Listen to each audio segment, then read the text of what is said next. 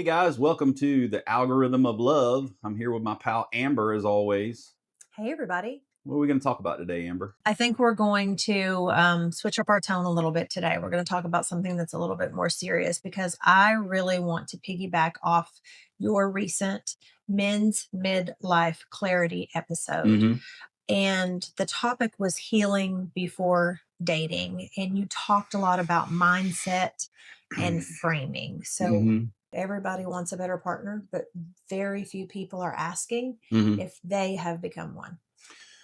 I think it's probably the most important topic is making sure you're in a place where you're ready to date. And whether that's from coming out of a marriage, a long-term relationship, you just got back off a 3-year deployment, whatever the situation is. If you've been out of dating for a while, then and making sure that you're actually ready to go date is probably the most important thing that you need to do. Yeah, and I think a lot of us think that we're ready to date, and we think that we're making good decisions. And we've talked a little bit about self awareness in other episodes, but there is some work sometimes that needs to be done before we date. Yeah, Um, I don't disagree with that. And the thing is that no matter what your situation was, let's say that you just came out of a marriage. No matter what the situation, everybody bears some responsibility and right. everybody has things that they need to change and they need to work on things that they did wrong. And if you don't take the time to figure out what that is for you, you're going to carry that into whatever the next relationship is, right? So you could turn around and have some of the same problems you've had before if you don't do the work on yourself. And this is about uh, putting forth the best version of yourself and figuring out what that is too.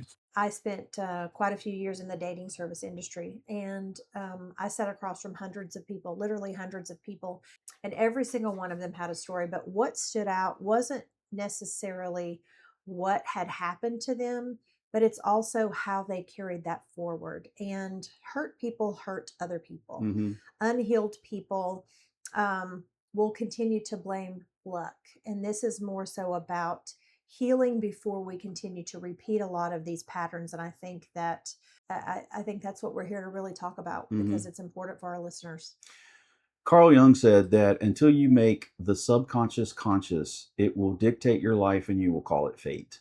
And I think that the limiting beliefs and the stories we tell ourselves and the subconscious things the ideas that we hold, we have to, in our last episode, we talked about self awareness. And I think that seeking self awareness is the thing that allows you to discover what your character flaws are, right? And so we can't control what other people do, how other people act. We can't control society, but we can control our attitudes and our mindset and how we look at things. And being able to go through, all the stuff that you've dealt with in your life and continue to get better at the way you deal with things, continue to add skills that help you deal with the difficulties of life and relationships. We all should be growing and moving forward, right? And a lot of that includes working on ourselves and making sure that we've gotten rid of as much of the baggage that we can. Yeah. Um, we date almost at the level of our self worth. And I've seen it and I've experienced it. And um, I think that how we feel about ourselves internally comes out, like you just said, let the subconscious become the conscious, Mm-hmm. or exactly, I'm not exactly sure how you put that, but there's a lot to unpack with Mm-hmm. that. And I think if we don't unpack that, then we're going to continue to date what we tolerate. We're going to continue to maintain things that we believe that we deserve, and we're Mm-hmm. going to date below possibly what our real caliber is. Well, if you want to date in we all have an acceptable range of people, right? And within that, the way you categorize people or place people in that range is their overall value as, their intellect, their personality, their humor, their appearance, their attractiveness, all of that. And so we all have these range of people. But if you want to find somebody in the higher end of your range, if you want to find the best person you can to be your partner, then you have to be the best version of yourself to attract that in the first place, right? That only makes sense to me. Yeah, and we see a lot of instances where a person will end a relationship with a cheater or a narcissist or an abuser, and then they get back into the same pattern of a relationship, and that's not random, Hmm. right? Sometimes that's misalignment, and that is um, just continuing to do the same thing over and over, right? There's a saying that the definition of insanity is to Hmm. do the same thing over and over again. But if we don't um, date without doing some of the work, we're really rolling the dice, and we are not going to attract anything probably any different Hmm. if we're not a little bit more self-aware. If you find yourself in the same types of relationships over and over and the same patterns, right, then you have to stop and kind of assess, what is it that I'm looking for? What is it that I'm doing? What do I need to change about my outlook or my process? Or, for me, I realized at some point recently that I tend to be attracted to emotionally unavailable women. And it was something that dawned on me as I was dealing with one.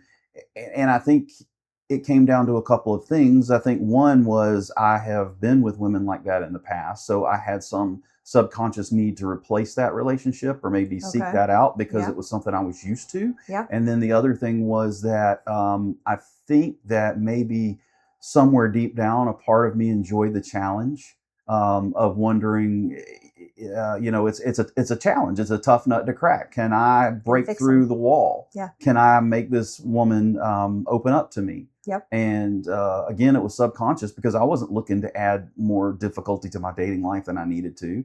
But, me stopping and really paying attention to the kind of women I was dating made me realize. And then I was able to adjust my methods, or my approach. Yeah, well, I think that's the important part, right? Is you just talked about adjusting your methods, and Hmm. emotional baggage shows up in a lot of ways. It can be insecurity, it can be trying to have too much control, it can be having no self control, Hmm. um, avoidance, overly attachment, right? So, at Right. what point in time are we just trying to replace? The ability to just sit within ourself, and Hmm. sometimes sitting with self is where a lot of this framework and reframing, as you called it in your episode, begins. So negative, unhealed energy, it will drain you. It will drain rooms. Hmm.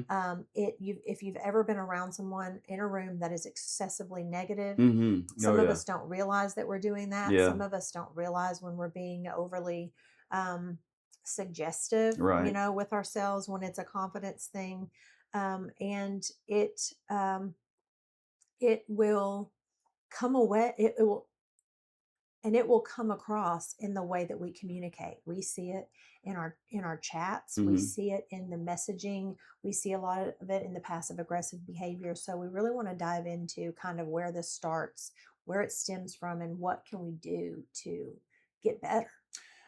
The first idea, I think, is that we have to get rid of this 50-50 mentality because anytime that you need a whole person to come together with another whole person to have a relationship. You Right. can't have a 50-50 or a 70-30. You need two whole people. So Yeah. if you're looking for somebody else to fill a void in your life, to fill a hole, to complete you, to add this missing piece to your life, you can want companionship and want a partner and say that is a missing piece, Right. right? But you have to have a whole life underneath that. Yeah. I don't want to be 2/3 of a person and depend on this other person to make me complete. I don't want to have to seek validation or completion through another person.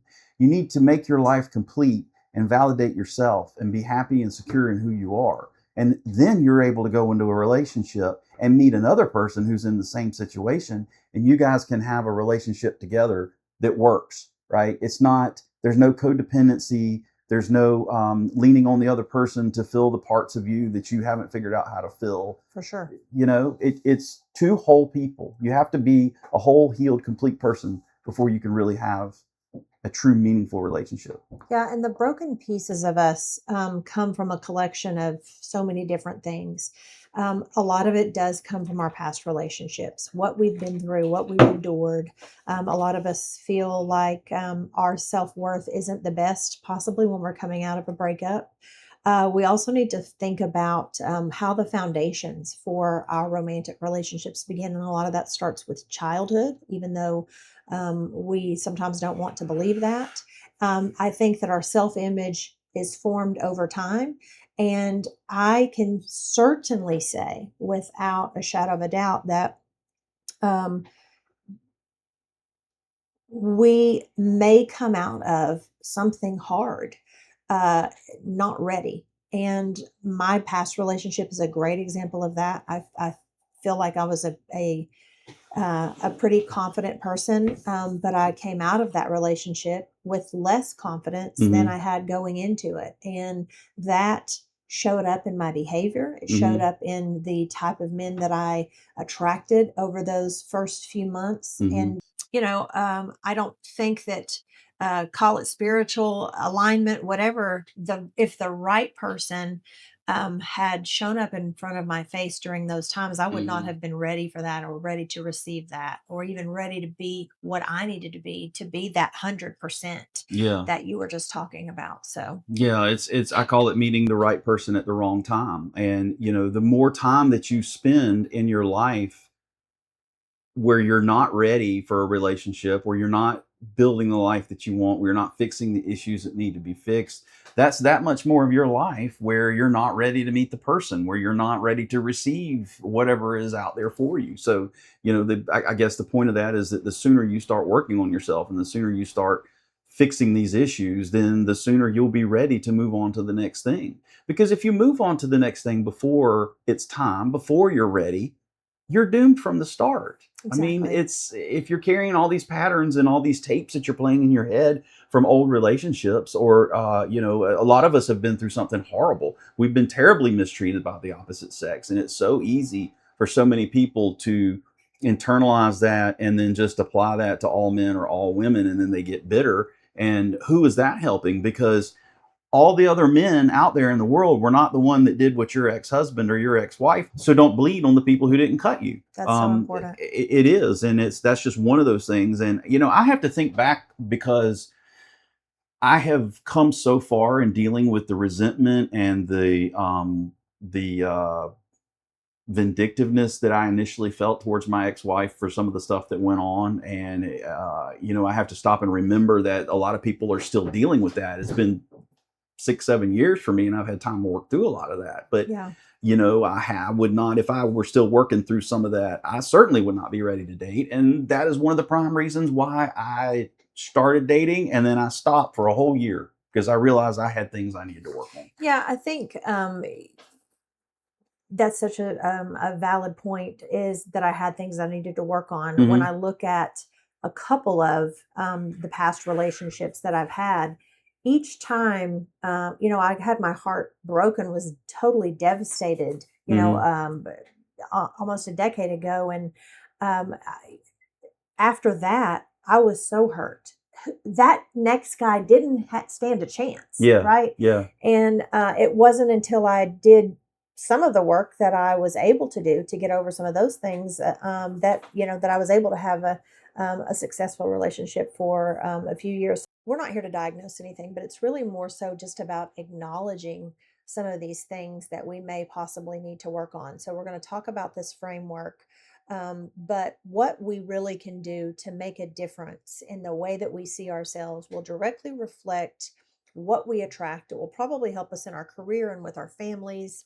It's a reflection of our emotional intelligence. So let's talk a little bit about this framework that you were Hmm. talking about in your episode. It's one of the most important things in dating is confidence, and that is in confident in doesn't mean being arrogant, it doesn't mean being an ass, it just means that you have a certain level of confidence, and you have a certain level of belief in your ability to handle situations, right? Yeah, You have a certain level of ability and of faith in who you are as a person. And if you don't have that, then that's where you get the needy, the thirsty behavior.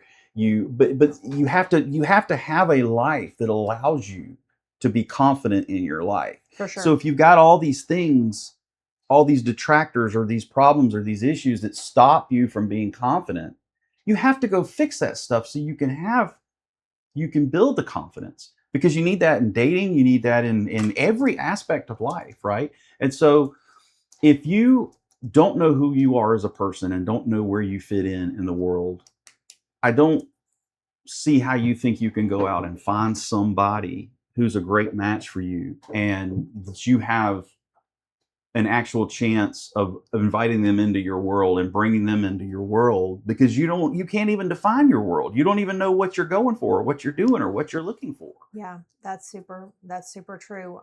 So this kind of fix it framework stuff that we're talking about, there are some actionable things like you're talking about right Mm-hmm. now, and I think one of the first ones that when we started researching this and we started tying in emotional intelligence is uh, getting honest with ourselves. Mm-hmm. So that's the first part of this framework is getting honest with ourselves and um, what part did you play in what happened to you? What part did you play in overlooking red flags? I can Mm-hmm. tell you firsthand that my last relationship, the gentleman, he said right away, I never want to be married again. Right, and that was his thing Yeah. based on what he had been through. So if I wanted a husband, and I did want a husband, there was no way that I was going to probably change him and make him want to become my husband. And I have to get honest with myself about the part that I played in the length of time that it took for me to separate myself from that. And I want to say something right related to that, because this is extremely important and I see so many people break this rule, men and women. If you are talking to somebody or you meet somebody and they give you some piece of information, or you find out that they are or are not, whatever, if there's a deal breaker that comes up, if you eventually want to be married again and the guy says, I never want to be married again, then if you mean that, and if he means that, there's no reason to carry on from that point at all, ever, period, the end, be done. But so many people will, what do you think you're doing? You already know there's this thing that's going Sure. to be this huge obstacle. Right. You want kids, they don't. We don't have to worry about that much at our age. But Right. if it's a deal breaker, then why? All you're going to do from this point forward is bring in more chaos, more turmoil, more drama, and maybe somebody's feelings end up getting hurt. Well, and I think that part of this is um, part of that getting honest with yourself is cleaning up your energy, which is the second part of fixing your framework, so that you have the confidence, as you're talking about, Mm-hmm. to leave, right? Because how many times do we stay in something that, this isn't something that was unhealthy, right? But how many times Mm-hmm. do people stay with someone who is abusive or who is this or who doesn't All the appreciate time. family? And it starts with cleaning up your energy, because if you don't, then your bitterness sets in. You are not able to have the same levels of compassion going into the next thing. You're fearful when you go into the next thing. And I think that what we don't realize sometimes is other people can feel our emotional state even before we show up on the date, before we just talked about it.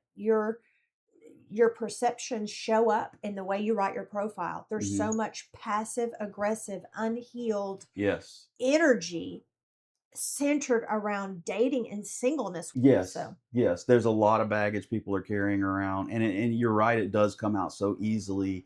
I went on a date with a woman one time and she actually told me that after her last, something along the lines of, after my, I'm just dead inside. And I actually asked her, why are you on a date with me? If you're dead inside, if you feel dead inside, maybe you should go to a therapist instead of a date. yeah. And hey, this is not therapy. We really want to hone in on just acknowledging this and asking ourselves the hard questions, because it isn't until we do that Mm-hmm. that we have the right to raise our standards. Right. Because you have talked a lot in times that you and I had discussions about where you are and what caliber of person I'm willing to be with, Mm-hmm. show up with, even get Mm-hmm. dressed to go out on a date with. But um, you, it's not just about what you want or what looks good or what feels good or what will make you feel a little bit better tonight. Right. It's about raising your standards to something. And if it's not something that you're compatible with, being able to walk away and know that there's something better on the other side. I'm good. So much of what goes wrong in dating, I think, is a lot of something you just said made me think of this, that they go out and want to date out of boredom, out of loneliness, out of distraction, Sure. out of wanting to validate themselves. And if you're going to date for any of those reasons, you're putting responsibilities on the other person that don't belong with them, that they don't deserve to bear. Right? It's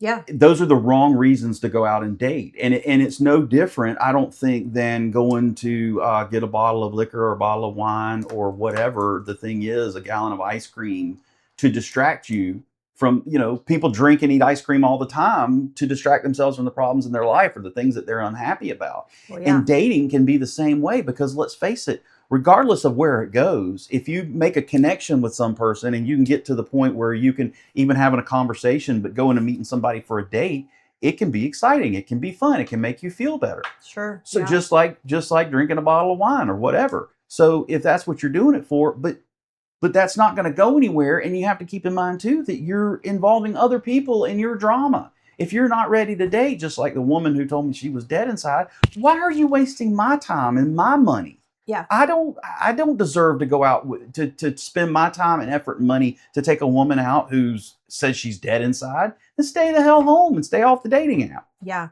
Back when I worked in the dating service industry, I read a book called Men Seeking Marriage. And one of the parts of that book that I thought was so interesting is, if you are um, looking for a woman with wife potential, then why are you dating a good for now girl? Mm-hmm. And we know that there is a huge hookup culture right Mm-hmm. now. We know that there are a lot of people that use sex in the same way that you just talked about ice cream, and Mm-hmm. and what we really have to figure out in those things is those things that we're doing in those good for now moments Right. are not sustainable for us to develop something healthier. And it isn't until we are able to um, raise those standards, right? Like we Mm-hmm. were just talking about, then that's when our confidence begins to get built. Because Mm-hmm. as you're around people that are more emotionally intelligent, Right. you are going to you'll clean your act up too. Yes. As I elevated myself, I look back at some of the people that I have met or gone out on dates with, or really even exchanged messages with. Like, Right. it's embarrassing. Like, what was I thinking? Yeah.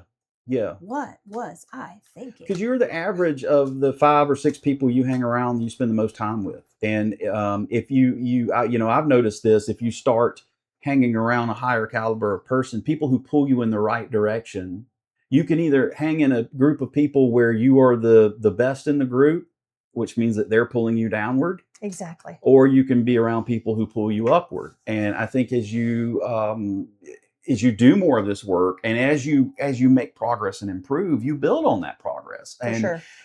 for example, my last relationship, I can think of a couple of things, and I realize a couple of things that I did wrong that I could have done better. But when I compare that to my marriage, and all of the stuff that I could have done better, and all of the stuff that I did wrong, and a lot of that, in other words, this last relationship was so much better, and the Exactly. mistakes were a higher caliber of mistake, Yeah. better problems to have, Yeah. because of all the work and all the growth I've done since my divorce, Sure. because I realized that I needed to do all of this work. So this, me going through all of this and doing all of this, growing and learning and reading, and it pays off. So Yeah. my last relationship, even though it ended a whole lot better than the one before it, and I got a whole lot more out of it than I did the one before it, if that makes sense.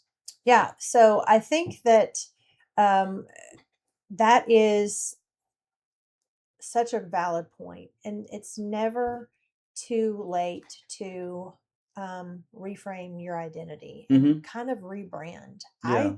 had to rebrand. Like, I was spiraling out of control at Hmm. one point in time. I have friends that are just no longer friends with me because I, I was not behaving well, right? Right. And so I had to rebrand my identity if I ever was going to attract someone that Hmm. was the type of man Hmm. that I wanted to spend my time with, um, that could possibly give me something that would be fulfilling on the inside.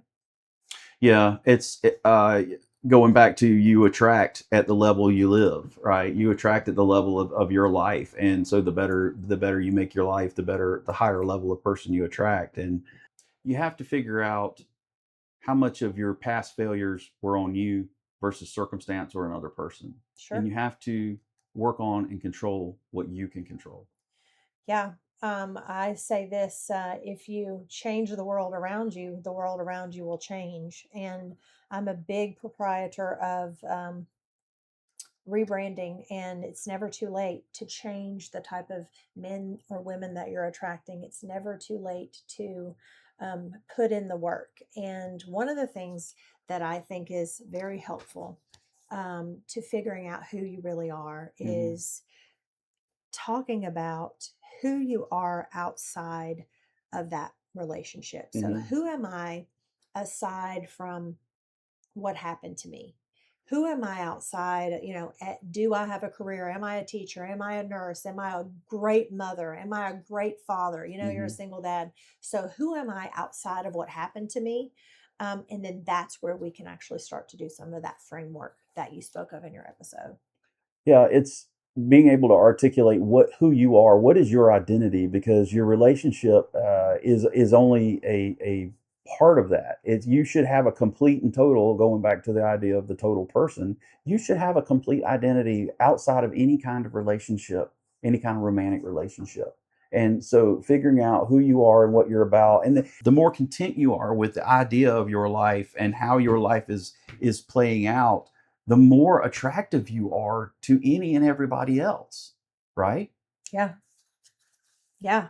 I mean, I think that how you carry yourself, um, how you are with your messaging, how you are when you walk into a room, how you speak, are Hmm. you cheerful? Are we talking about um, all the terrible things Hmm. about our ex when we're on that first date? Like, oh my God, that happens. And it happens sometimes even in initial messaging with people. So, we have to start with who we are outside of what happened to us in our last relationship. And that is going to help us figure out that the way that we present ourselves to the world is a direct reflection of how we feel about ourselves. Yeah, the talking about the ex is a huge trap. Be very careful not to fall into that, and because it does come across very much. If I talk to somebody or meet a woman on a date or even in messaging, and she talks a lot about her ex, it tells me she's probably not done the healing. She's probably Of not course. finished. Hmm. It's easy. It's so easy to spot. So the point is not to don't mention this. The point is be in a place where you don't need or think about mentioning that anyway. Sure. The point is build the kind of life that you want, regardless of whether there's somebody else in it, and build the kind of life that the person you're looking for would want to come be a part of your life. What it boils down to is you can't control other people, the opposite sex, but you can control yourself. And your life, you're responsible for your own life. It doesn't matter how angry you are about what's happened to you in the past or how valid your points are. That's not going to get you a date or a partner. It's And not. spewing that vitriol, even if you are completely righteous in the way you feel because of the horrible things that were done to you, talking about that and having that mindset and that outlook, what is that going to get you? You're going to be miserable alone, miserable with somebody else. You might as well fix that. And then maybe you can be happy and end up being happy with somebody else. Yeah. Inner work shows up in outer behavior. And as we close this out, one of the things that I think about is checking myself is, would I date me? Hmm. Would I date Yeah. me? Yeah.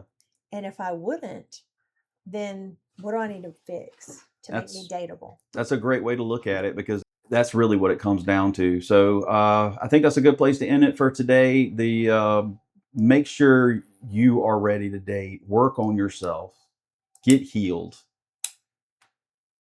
Any closing thoughts? Yeah, I think rebranding your life is not about getting a new outfit. It's not moving to a new city or finding the next thing that you're going to be happy with. It's about becoming someone new from the inside out. Hmm. And I think what we'll find then is that you won't necessarily find better, Right. you become better, and then better will find you. Mm. With that, I think that's a great place to end it. Thanks. We'll see you guys on the next one. Bye, guys.